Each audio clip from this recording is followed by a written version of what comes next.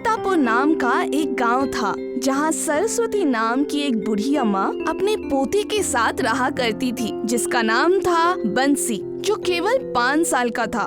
बंसी के mummy papa का एक हादसे में मौत हो गई थी।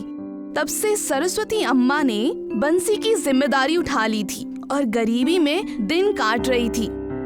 दादी, आज गांव के बाहर मेला लगा हुआ है। सारे गांव के बच्चे उस मेले में जा रहे हैं। मुझे भी उनके साथ जाने दो ना। तुम इतने बड़े मेले में अगर कहीं खो गए तो तुम्हारी देखभाल कौन करेगा? नहीं, मैं तुम्हें नहीं जाने दे सकती। बंसी जिद कर ही रहा था कि वहाँ पे उनके पड़ोसी भीमनाथ आ गए। अम्मा, बंसी को मैं लेकर चला जाऊंगा। उस मेले में मिठाइयाँ और खिलौने बहुत अच्छे मिलते हैं। बंसी का ख्याल मैं रखूंगा, आप फिक्र मत कीजिएगा। दादी, अब तो जाने दो, मुझे भी मेला देखना है। अच्छा ठीक है, तुम चले जाओ। ये लो 5 रुपए। सरस्वती ने अपने पास बचे हुए 20 रुपए में से 5 रुपए बंसी को दे दिए और 15 रुपए खुद के पास रख लिए, ताकि कोई दूध वाला या सब्जी वाला घर आए तो खाली हाथ न जाए। हे ऊपर वाले, मेरे बंसी का ख्याल रखना। त्योहार के दिन भी मैं बंसी को कुछ नहीं दे पाई। बंसी भीमनाथ के साथ मेला देखने चला गया। गांव के सभी बच्चे उस मेले के लिए उत्सुक थे। कोई खिलौने लेने की सोचता तो कोई मिठाई खाने की। बंसी बस उन्हें अपनी शांत नजर से देख रहा था। मेरे पास पूरे 10 रुपए हैं, इससे मैं एक अच्छा खिलौना खरीदूंगा। मेरे पास भी पैसे हैं, मैं भी एक अच्छा सा खिलौना खरीदूंगा और अच्छी अच्छी चीजें खाऊंगा भी। सारे बच्चे भीमनाथ के साथ मेले में पहुंच जाते हैं। बंसी वहां की चकाचौंध देखकर खुश हो जाता है। तब भीमनाथ बंसी से कहते हैं, जाओ बंसी बेटा, जाकर कुछ खिलौने और कोई मिठाई खरीद कर खा लो। चाचा, यहाँ पर लोहे की दुकान कहाँ है? मैं वहाँ से कुछ खरीदना चाहता हूँ। लोहे की दुकान में तुम्हारा क्या काम? वो देखो, वहाँ सामने है। बंसी ने ना आओ देखा ना ताओ, भागते हुए उस लोहे की दुकान में पहुँच गया। ये चिमटा कितने का है? 8 रुपए का। आप मुझे ये चिमटा 5 रुपए में दोगे? इतना कहकर बंसी ने सोचा कि दुकान वाला उसे डांटने लगेगा, पर ऐसा हुआ नहीं। उस दुकानदार ने चिमटा बंसी को 5 रुपए में ही बेच दिया। बंसी उस चिमटे को लेकर भीमनाथ के पास चला गया। अरे बंसी, तुमने ये चिमटा क्यों लिया? मेरी दादी के हाथ रोटी बनाते वक्त जल जाते थे, इसीलिए मैंने ये चिमटा खरीदा। अब उनके हाथ रोटी बनाते वक्त नहीं जलेंगे। बंसी और भीमनाथ बात कर ही रहे थे कि वहाँ पर बाकी के बच्चे भी आ गए और वो सभी बंसी के पास चिमटा देखकर हंसने लगे। ये देखो, मैंने मिट्टी का सिपाही लिया। मेरा सिपाही मेरे घर की रखवाली करेगा। मैंने देखो ये वकील ले लिया। मेरा वकील रोज नए नए केस लड़ेगा। बंसी के पास चिमटा है, उस चिमटे से बंसी कुछ नहीं कर पाएगा।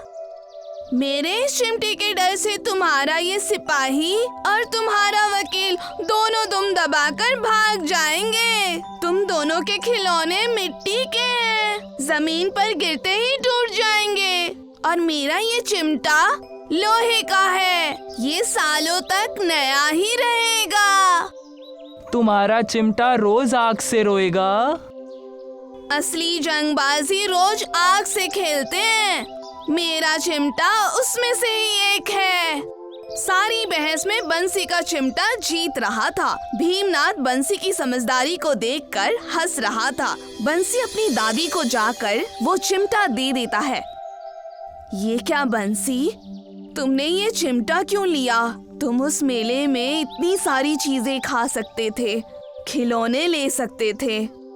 दादी माँ, आपका हाथ जल जाता था ना, इसीलिए मैंने ये चिमटा लिया। बंसी की बात सुनकर दादी की आंखों में आंसू आ गए।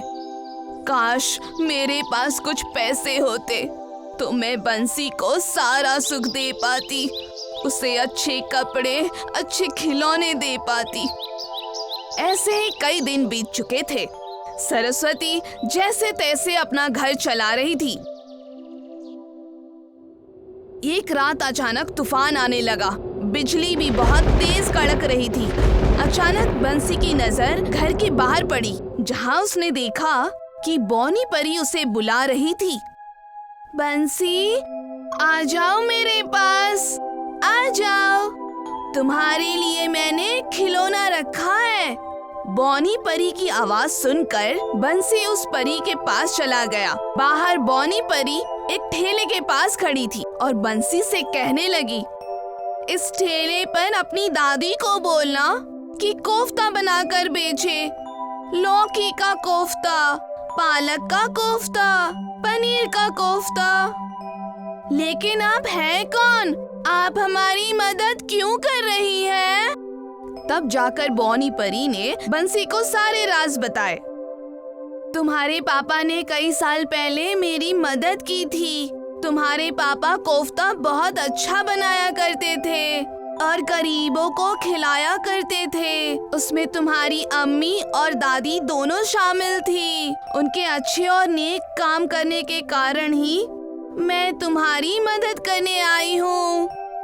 इतना कहकर बौनी परी वहाँ से चली गई और बंसी को ढूंढते हुए वहाँ उसकी दादी आ गई। बंसी, बेटा तुम यहाँ बाहर क्या कर रहे हो? और ये ठेला किसका है? ये यहाँ कहाँ से आ गया? ये हमें एक छोटी सी परी ने दिया है। तब जाकर बंसी ने अपनी दादी को सारे राज बताए। बंसी, आ जाओ मेरे पास, आ जाओ, तुम्हारे लिए मैंने खिलौना रखा है। इस ठेले पर तुम अपनी दादी को बोलना कि कोफ्ता बनाकर बेचे, लौकी का कोफ्ता, पालक का कोफ्ता, पनीर का कोफ्ता। अब मुझे सारा माजरा समझ आया। जब मैं तुम्हारे पापा और अम्मी के साथ कोफ्ता बेचा करती थी, तब एक बौनी भिखारी वहाँ आकर रोज कोफ्ता खाया करती थी। कहीं वो परी तो नहीं थी? अब से हम हर रोज कोफ्ता बेचेंगे, सिर्फ 10 रुपए में। फिर क्या था, अगले ही दिन से सरस्वती और बंसी ने मिलकर उस गांव में कोफ्ते बेचने चालू कर दिए। लौकी कोफ्ता, पनीर कोफ्ता, पालक कोफ्ता, मंचूरियन कोफ्ता, भिंडी कोफ्ता, मेथी कोफ्ता। आ जाओ, केवल 10 रुपए में। गांव के ढेर सारे लोग उनके यहाँ पर कोफ्ते खाने आने लगे।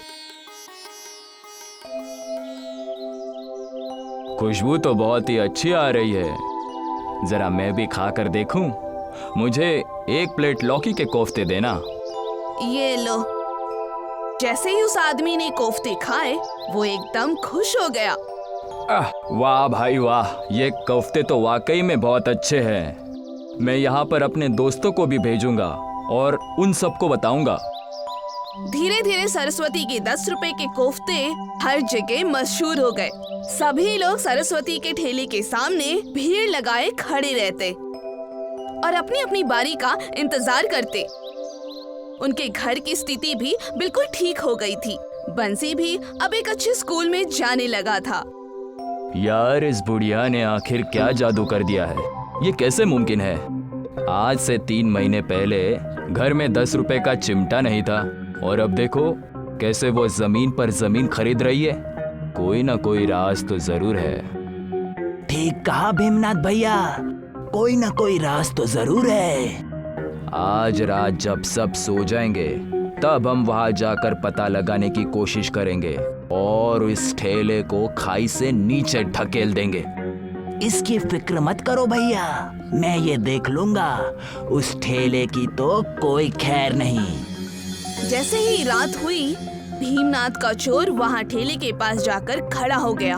ठेले के पास खड़े होते ही वहाँ एक बोनी परी आ गई और कहने लगी, मुझे पता था कोई ना कोई इस गांव का जरूर होगा जो ये सब करेगा, जो इस हंसते खेलते परिवार को नजर लगाएगा। बावनी, तुम मेरा क्या करोगी? चली जाओ यहाँ से और मुझे अपना काम करने दो। तुम मेरी बात ऐसे नहीं मानोगे। रुको, मैं अभी तुम्हें बताती हूँ। उस बॉनी परी ने अपनी शक्तियों से उस चोर को पंख लगा दिए। जैसे ही उस चोर को पंख लगे, वो उड़कर वहाँ से दूर चला गया।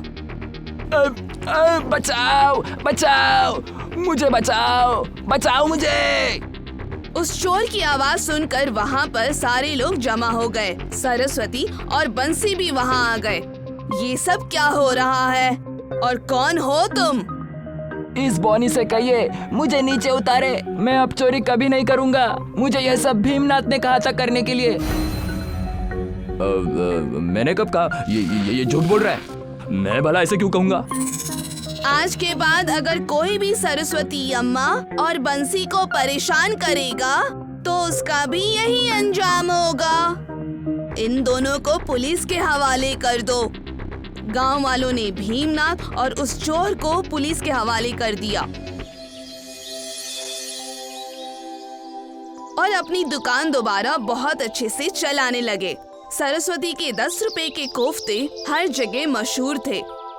मैंने तुम्हारे कोफ्ते के बारे में बहुत सुना है। क्या तुम मुझे पनीर के कोफ्ते खिलाओगी? बिल्कुल, क्यों नहीं। जैसे ही सरस्वती अम्मा ने उस अंग्रेज को पनीर के कोफ्ते खिलाए, उसने अपने वीडियो और ब्लॉग के जरिए उसे इंटरनेट पे डाल दिया। उस वीडियो पर कई सारे लाइक्स और कमेंट्स आ रहे थे। उस वीडियो के जरिए देश विदेश में भी सरस्वती अम्मा के कोफ्ते मशहूर हो गए। बंसी अच्छे स्कूल में पढ़ाई करने लगा और सरस्वती अम्मा अपनी 10 रुपए के कोफ्ते से बहुत खुश और अच्छा जीवन बिताने लगी और गरीबों की मदद करने लगी।